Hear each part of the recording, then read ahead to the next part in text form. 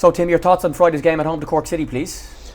Cork have come up from last season, obviously in the first division, and they've had a few good results. Last time I think they were in Dublin, was possibly 𝗣𝗥𝗘𝗩𝗪 Rovers game where they scored 4 goals, and they got a draw against Drogheda at home last weekend, obviously. So again, listen, they've got a few players that are very good, and they're going to be well organised in their column, and it's going to be a tough game, but it's one that we want to go and win and try and build on from a good performance last week.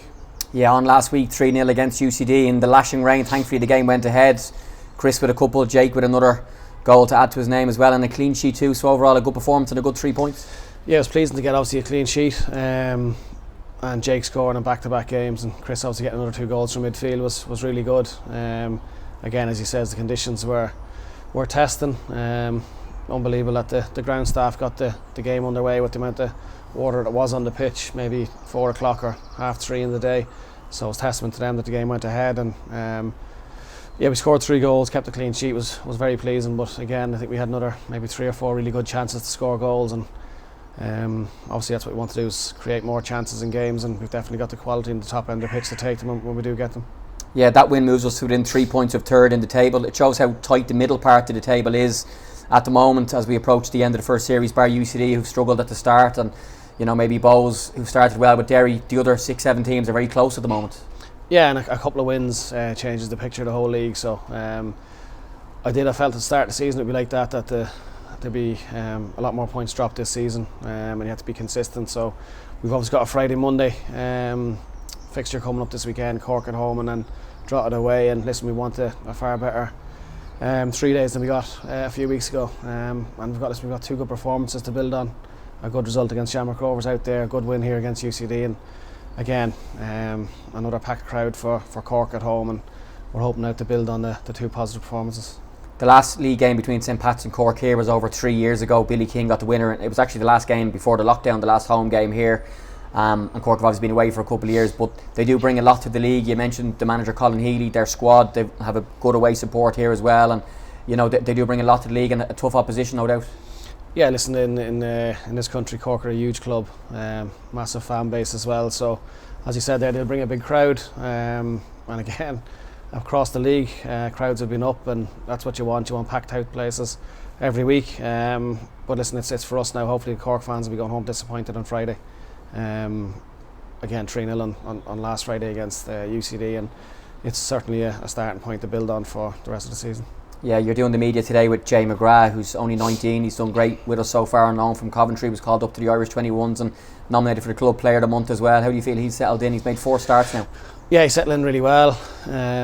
Jay's like an old school centre half. He's a big physical kid. He manages the game very well for his age. He's very vocal, and again, he's only settling in. So we're hoping that he'll develop more and more as the season goes on, and I think he'll be a big player for us. There was a tweet put up during the game on Friday, Tim, against UCD, that when you made the substitutions when Ben McCormack and Adam Murphy came on and Tommy Lonning came on, that there were 5 teenagers on the pitch. Jay was 1, and the other 4, those 3 I mentioned, along with Sam Curtis, who've all come through the academy, all still teenagers. Then you got a lot of the squad in their early to mid-20s and a couple of senior ones, but a real sprinkling of youth in the team. The game in Tallaght that we drew 2-2, you actually ended the game with those 5 teenagers as part of your 10 outfielders on the pitch as well. Yeah, and listen, they're not getting on the pitch because of their age, they're getting on because they're warranted a position in the team. All very good young footballers, and it's certainly something that we encourage as a club, and myself as a manager and a coaching team is give young players a chance, and it's not just for token gesture either. It's an important games at important times, and they're good enough players, and it's a great opportunity for them, and it's good to have that sprinkling of youth in amongst players, as you said there, in the early 20s to mid-20s, and a couple of the older players. I think it's a good mix. And lastly, just team news wise, the same 3 absentees, and Danny Rogers, Tom Gravosty and Harry Brockbank, but the rest of the squad fully fit, and as you showed on Friday, you made 3 changes to the team. The likes of Jay McClellan and others came in and did really well, so a sense among the fit players of great competition for the shirt on a Friday night or a Monday or whatever. Yeah, real competition. Jay came in, it's his first minutes of the season. We had a bounce game against Motherwell in the international break, and he played very well, and he trained very well for a couple of weeks, so he came in and set up 2 goals, which was really good. He'd another good cross in, and Doyle hit the post with a header. So yeah, and again, that's what we have. We've a very strong squad in competitions. Key 𝗖𝗟𝗔𝗡𝗪 Timmermans was excellent out in Tallinn and didn't get on the pitch obviously the other night, which we'll be disappointed with. But again, that's what we need. We need a strong squad, and again we'll be looking to make changes as the game goes on, and also probably from the start as well. So that's what we have a good squad for, and especially with the games Friday, Monday, it's important to be able to use the whole squad. Great, Tim. Best of luck. Thank you. Cheers, Jay. Thanks.